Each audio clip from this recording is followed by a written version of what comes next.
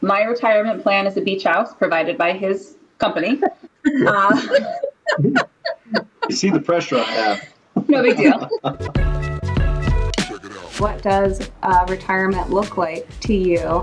And how do you talk to each other about retirement? Actually, because I'm in sales and financial services, we do talk about it a decent amount. In fact, before we got married, and I think it was before Michael proposed, his father was looking over all of my stuff and said to him, like on the side, like, you need to get with her. She's going to be all right.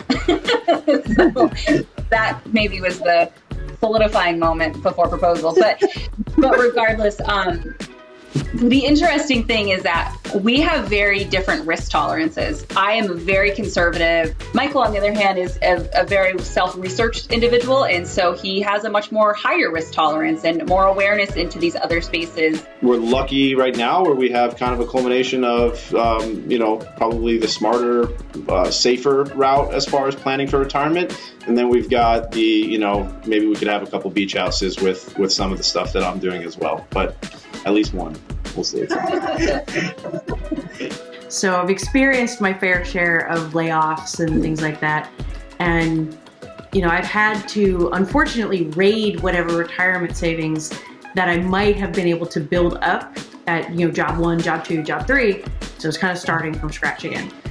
But I have been able to, luckily put a good bit in there. And then talking about that and learning about how important it is to do these things, I was like, all right, well, I'm going to do what I can to get my son set up. This is the one thing that I can do for him, because I ain't going to be able to pay for college. I hate to break it to him.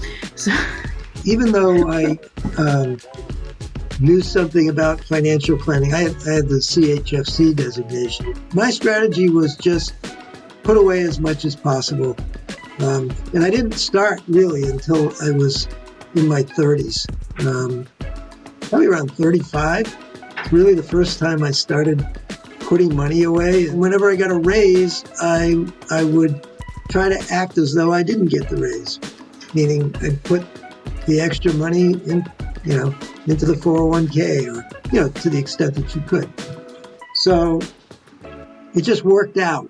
Peter and I always talk about those things and we come at them differently, but we end up agreeing on a strategy forward with it. So Peter said after a year or so of him being retired, he goes, "You've been retired for a long time." I said, no, I have a lifestyle. I have a lifestyle. This is it. This is my lifestyle. I've been doing this for a really long time. I like it. And now you're part of it. The retirement question is not just financial. I mean, if you don't plan for it, then it's going to be a hard road. But it's like, so what do you do together when all of a sudden you're all home together?